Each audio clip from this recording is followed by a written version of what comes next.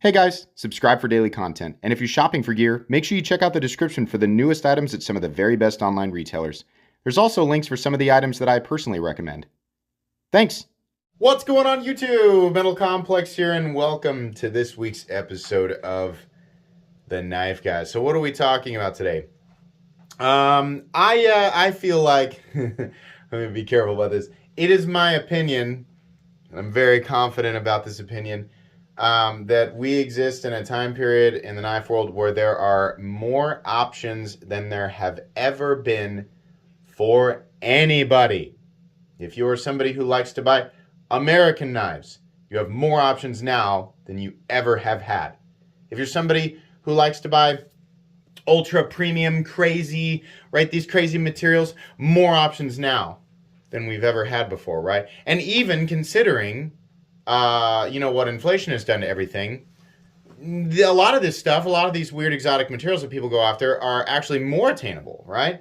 Now, sometimes you have to go through, companies that maybe they manufacture things in a country that you're not, you'd rather buy something from America, that's fine. But still, all that being said, we have more people creating things in this category that now versus any other time, right? A lot of times you have to dig a little bit, you got to seek them out, but they're there. Somebody who likes to buy budget knives, holy crap. I don't know how anybody can complain about the budget knife world right now. People find a way. We have way more options now. Whatever weird ultra-specific category you place yourself in, right? If you're seeking something, here's the only time. The only time that I feel like a complaint is justified is when you're seeking something ultra specific and it is so difficult to get your hands on that one thing because the demand for that thing is so high, right? You're competing against all these other people. I get that, right? But the fact remains, I can't say fact. That stirs people up. The incredibly well backed up opinion remains that we have more options now than any other time. Guess what else we have more of now than any other time in the knife world? Complaining. Complaining that the thing I want, I can't get. I want this. And it's like I've said many times. And I'm preaching to myself just as much because I do this too. We are just spoon-fed everything, right? Everybody is, I can't tell you, oh my gosh, that short I did with the PMP Alpha Beast and Damasteel, so many of the comments were going, link to Amazon? Link to Amazon? Oh, that's the problem. I know, I shouldn't complain, but that's the problem with it when a video or a short especially goes viral. I think that video is at like 700, 800,000 views. That's getting kicked out to just people, right, in general. And they all expect, they're like, well, there's an Amazon link for it, right? And then when you tell them no, they're like, what? You're telling me that I can't have it? And I'm like, yeah, you can't. And I tell them, I'm like, there are 5 of these made. the Damasteel one, right? We exist in a world where we expect there to be a link to Amazon for everything. And there isn't, right? The knife world is a confusing and shocking place to people who have never experienced it before. And whenever people jump into the knife world who are new, right, it can be very confusing to find out, you mean I gotta wait for some of this stuff? I have to, try? That doesn't sound, right? And those of us who have been here for a long time know, hey, it's, not in every single way. But, now, if we're just talking about choices, right? Let me use Hinder, because people are going to bring up Hinder. People say, oh, Hinder is so hard to get. You have no idea. You have no idea. We are way better. Listen, the Hinderer timeline goes like this. Nobody knew who Hinderer was. A few people knew who Hinderer was. The knives are kind of interesting, custom, semi-custom. Right? Now he's rolling out production variants. People want them. You can't get them. Only first responders. All right, fine. We'll open it up to everybody. Oh, crap. Now you can't get them. And here comes the first shortage, right? Gen 2, Gen 3. Hard to get. People are paying 800 secondary. Sound familiar? Then, what people don't realize, there was a long period of time transitioning from Generation 3 to Generation 4 where he made so many that they were literally at every retailer. This was just maybe I don't know, 3-4 years ago. Yeah, you could go to DLT and be like, what blade shape do I want? What color, right? Oh, they only have like 30 in stock right now. The one that I want's not there. Well, I'll come back. Yeah, that's how easy it was to get a Hinderer for just like a regular price, right? And then a whole bunch of stuff happened, right? Slowed his production down. Demand went up. People like me shouting the name on top of the rooftops. Now they're kind of hard to get again. But here's the thing: as far as what he makes, the number of different things that he makes, and I know people are going to argue it doesn't matter how many different, how much variety there is if he can't keep up with demand. Listen, it's not like he's sitting around like he's twiddling his thumbs, like, oh golly, people want my knives. No, they're operating as fast as they can, fulfilling dealer orders and stuff. But the choices that you have, and at some point, right, that'll level back out and they'll become easier to get. The choices that we have now, right, and the potential for availability with Hinderer knives is way higher, right? They're still going to be hard to get, right? But it definitely, we have way more options. It used to be like he makes the XM18, and sometimes he makes a 3-inch, and sometimes he makes a 24, and that's pretty much it, right? That was it. You want to customize it. You want the crazy hardware and the scales. Good luck, right?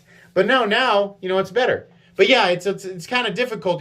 People coming in from the outside world going, why are you? All this stuff is really cool, but we can't get it, right? Yeah, you can't if you just sit there and expect somebody to just throw you an Amazon link, right? That's how if that's how you're used to experiencing things, right? Then no, right? I mean, it's not how that works. That's what makes it interesting, is having to, seek some stuff out. But even without, if we're not talking about the part of the knife world, and a lot of what I'm talking about exists between the $300 territory and the $700 territory. There's a lot of knives in there that's kind of like where a lot of like the high demand, low output USA stuff falls into place, right? Chris Reeves stuff, Hinderer stuff, Demco stuff, etc., right? That stuff, super high demand, usually small to medium batch, very difficult to get your hands on, very, very sought after. If we're not talking about that part of the knife world, if we're talking about the readily available production knife world, oh my God, I can't believe that we have, we have complaints about like, why don't they make it like this, right? Why don't they make it like that? And I can understand, my perspective as a reviewer, that's literally all I do all day is basically complain and then record it and upload it and then integrate me telling other people not to complain in the middle of it. But it's funny, right? We want more all the time. This is something, again, that I've talked about before. If you find yourself in that position, right? Let's say you're fed up with seeing the same type of thing over and over and over again from whatever companies that you have chosen to have in your face, right? No matter what the outcome, you have specifically placed yourself in a certain part of the knife world. You have exposed yourself to certain content. You have exposed yourself to certain companies. Wherever you are, wherever you stand right now, there is a massive underbelly that you have not experienced. I don't care where, again, I don't care if you come from Reddit, Blade Forums, Instagram, you're just somebody who watches my channel, whatever content you expose yourself to, there's way more that you have not experienced yet, right? I mean, not me included, we don't even know. We just have to seek out these different things, right? Intentionally seek these things out. Instagram, going through and just like literally the shallowest rabbit hole on Instagram, finding out who is following who, right? And you're like, who is this? This is another knife maker who, somebody doing a post, like somebody that you follow making a post about a knife. And then you find out, oh, who are they tagging? Oh, it's this company. This is, okay, so this is the person behind this. What else do they do, right? They do production and custom stuff? Oh, interesting. And then sometimes, in fact, it's pretty easy to find some of these guys who are, making things that are of, really high quality and reasonable price tags, and their books are open because nobody knows about them, right? Or they're making production knives that for one reason or another are just flying under the radar. But most people don't take that time They literally are just like, if it's not on my feed, I'm not going to dig into it, right? If it's not being pushed into my face without me having to do anything, then I'm not even going to try, right? So in that situation, it's easy for us to sit back and be like, nothing is interesting, or the thing that I want is out of stock, and I just sit here and be mad about the stuff I've already been exposed to. If that's you, it's time to expose yourself to something different, right? And I don't care if, again, I'm not specifically talking about the expensive part of the knife world or the inexpensive part of the knife world. Wherever you are, wherever you exist, you have options, right? None of us exist in a space in the knife world where we have seen everything that there is to offer it within any parameter, right? What about very specifically $437 to $669? Yeah, you ain't seen it all, I promise. But you have to dig a little bit, right? I can give you a ton of examples. If you dig through my content, which again is sorted through playlists, right? Minimum effort. You could dig through my content and find something, maybe not something specifically available right then and there that's really, really cool, but you could probably connect the dots, right? And it's, it takes a little bit to kind of get used to figuring out, like, how to do this. I like to go to Arizona Custom Knives and just look through makers. I like to look through their recently. I had to try this. This is an easy way to do this.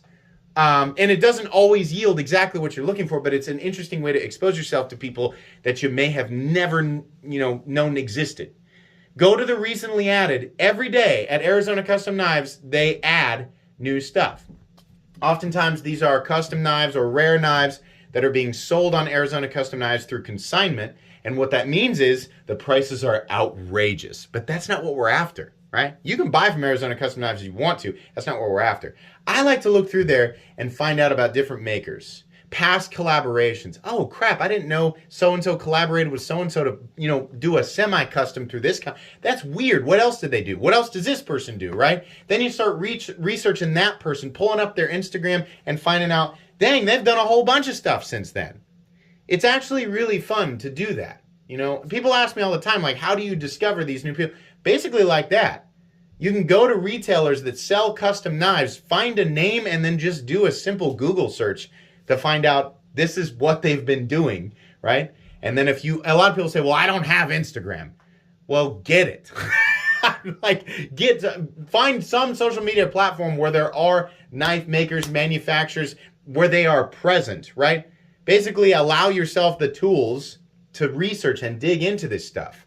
It doesn't take days or weeks. It's not that type of thing. I mean, you can look into this. And again, a lot of these rabbit holes don't just lead to, oh yeah, there's this custom maker that not many people know about making some good knives for a good price, but it's still really expensive. No, a lot of them are doing production collaborations that just didn't, for whatever reason, they just didn't take off, but they're just sitting there waiting to take off because they are really good. I mean, that happens all the time. That's literally what I do. The benefit that I have is that people do reach out to me and say, hey, have you seen this? Have you seen this?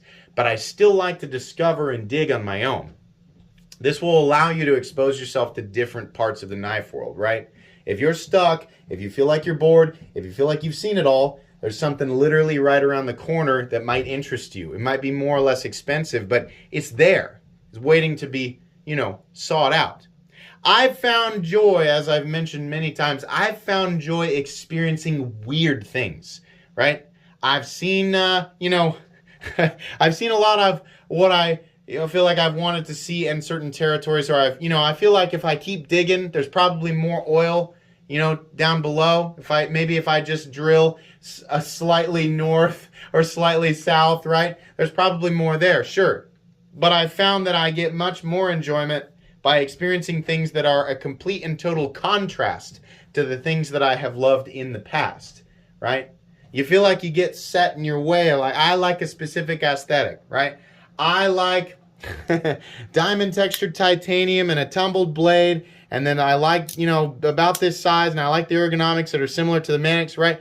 There's probably still many things out there that I've done entire series based off this existing hypothetically before it existed. And, I'm glad that it exists. There's probably about, 50 other things I have no idea even exist that are similar to this that I might enjoy.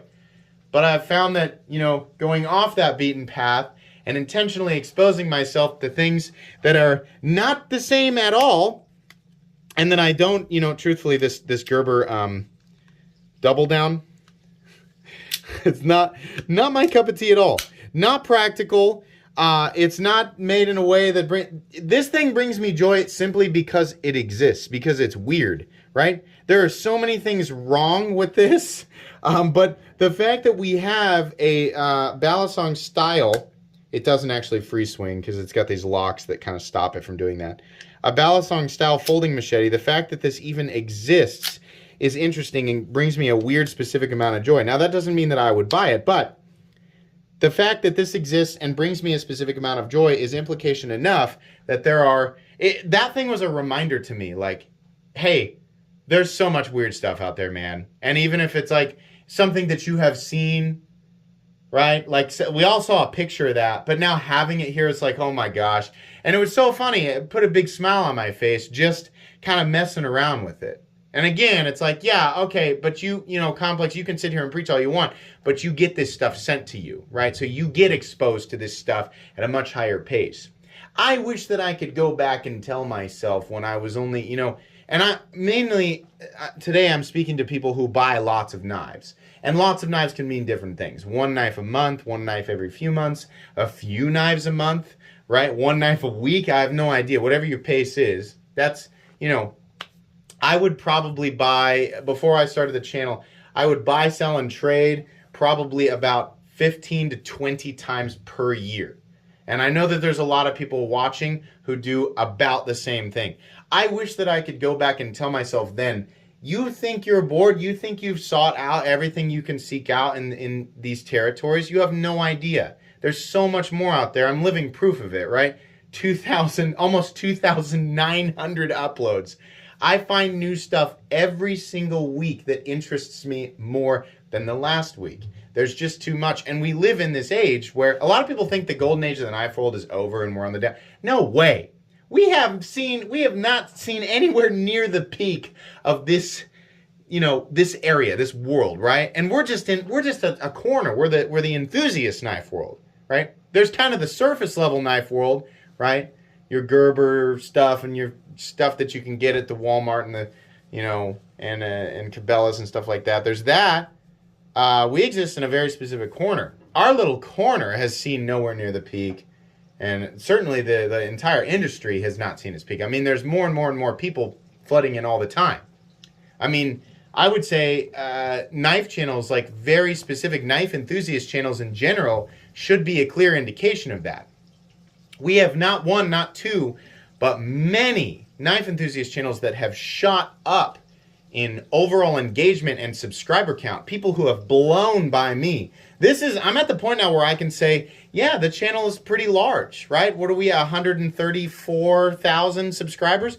That's pretty good size. A lot of people who have blown past me, man. And that 10 years ago, that was non-existent, right?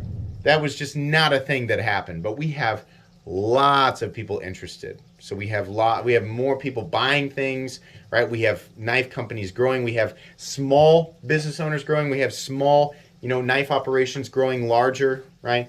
So with those extra funds, it opens up opportunities for them to create new things. And they're there, right? What's the point of this? I'm saying if you find yourself complaining more often than not, you need to take charge and remove yourself from the things that you are used to being exposed to, and just a little bit of effort, a little bit of digging, the tiniest shovel, right? And the mushiest of soil, right? And just dig a little bit. Find something. It's there. It's easy, right? It's like knowing that there's an apple tree around. It's like being hungry, right? And just laying there. And you're like, oh, I need someone to bring me lasagna and put it in my face, right? There's an apple tree right around the corner. 2 blocks, right? You know it's there, but you're like, no, deliver lasagna to my face. Right, yeah. I get there too. So I get it, right? Okay, we're on 20. It's been 20 minutes. I could easily, if you guys are wondering, I could easily continue to talk about any of this stuff for like 40 minutes. But I know, based on how long people watch, 20 minutes is about the max you guys are willing to put into this. Oh, this has been fun. Okay, let's go over the knives. On Tucson, oops. Why was that so hard to reverse click? Tucson TS 306 and M398. We have the Arcane and Isham Plexus. We have the Midgard's Messer, the Viking. Very cool. We have the Max Ace Killer Whale. I think this is the 2.0. We have the CGRB Pyrite. That's one in all steel. We have the Hoback Husky. We have, I'm not going to get this one out because you guys saw it. We have the Gerber Double Down Folding Machete. We have the Heretic Knives Cleric 2. That is a nearly 10-inch dual action automatic knife. We have a beautiful, I wish this is mine. It's not. Oz Machine Company Roosevelt in Magna Cut. We have the Demco 80 20.5 in titanium and 3V. And of course, the monstrously overbuilt Max Ace Hephaestus, which has, I think, a total of 6 points of contact for the locking mechanisms, and there are multiple. Crazy stuff. Yeah, lots of interesting stuff. I'm sure there's a handful of people who are going, I don't need to do any of this. I literally depend on you to expose me to new things, right? That's fair enough, right? If you found that you have been watching my channel for 4.5 years, you've watched all of my uploads and you're bored and you feel like you're not being exposed to things that are interesting to you, unfortunately, the answer is to probably stop watching my content and watch somebody else's content. But do that. You'll find you don't have to dig too deep to find something that's interesting. Not necessarily something that's expensive either. Something that's interesting. Okay. A lot of generic things said today, Complex, at Knife Church, which is what this series is being referred to as. Anyways, this is fun. Please make sure to follow me on Instagram at metal_complex. If you enjoyed this video, leave a like. If you'd like to check out my other content, I do, of course, have lots of videos of knives that are either expensive or inexpensive that I do or don't like, so check those out. And if you enjoy all my content, go ahead and click on that Metal Complex logo right there and subscribe because there's definitely more coming. Thanks again for watching, everybody, and have a great day.